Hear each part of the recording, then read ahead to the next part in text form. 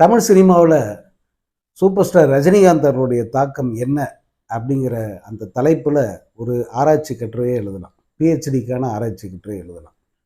ஏன் இதை திடீர்னு சொல்கிறேன் அப்படின்னா, அவர் நடிக்க ஆரம்பித்த அந்த காலகட்டத்திலிருந்து அவருக்கு அவரே அரை செஞ்சுரி கடந்திருக்காரு. இந்த 50வது ஆண்டு அவர் நிறைவு செய்கிற இந்த நாள் வரையிலான இந்த இடைப்பட்ட காலகட்டத்தில் வந்த புதிய நடிகர்கள் அத்தனை பேருக்கும் அவர் தான் இன்ஸ்பிரேஷனாக இருந்திருக்கார்.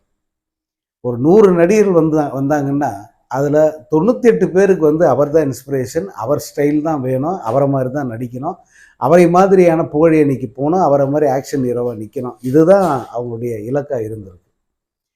அதற்கு ஆரம்ப கால உதாரணங்கள் நிறைய.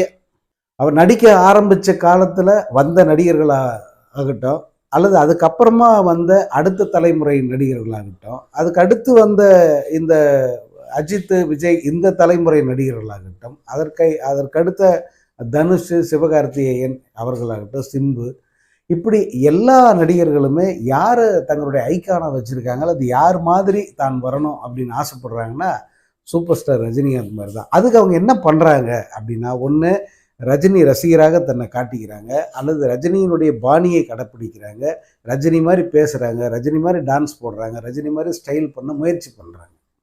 அப்படித்தான் தங்களை நிலைநிறுத்தி கொள்ள அவங்க ஒரு முயற்சியை செய்கிறாங்க.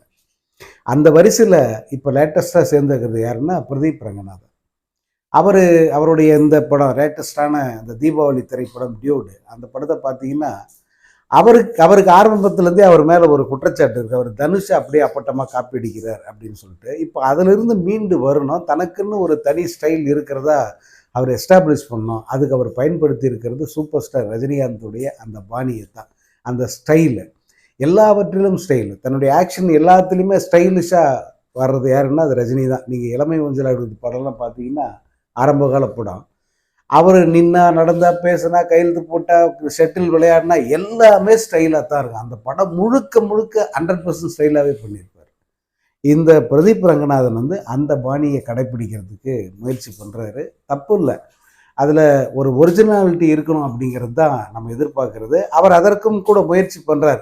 என்ன ஒன்றுன்னா, அவரால் அதை முழுசாக பண்ண முடியல. காரணம், இதெல்லாம் ஏற்கனவே அவர் பண்ணி முடிச்சிட்டார். இல்லை, ரஜினி போட்ட பாதையில் தான் எல்லாருமே போகிறாங்க, அது ஒரு தப்பும் கிடையாது. என்னன்னா, அவர் ஏற்கனவே எல்லாமே செஞ்சு முடிச்சிட்டார். பிரதீப்பே சொல்கிறாரு, நான் ஒரு ஸ்டைல் அப்படின்னு நினச்சி நான் ஒன்று பண்ணேன், இது வரைக்கும் யாரும் பண்ணியிருக்க மாட்டாங்கன்னு நினச்சிக்கிட்டு ஒரு ரெஃபரன்ஸுக்கு தேடினா அவர் 78லே பண்ணிட்டுக்கிறாங்க. இதெல்லாம் 78ல்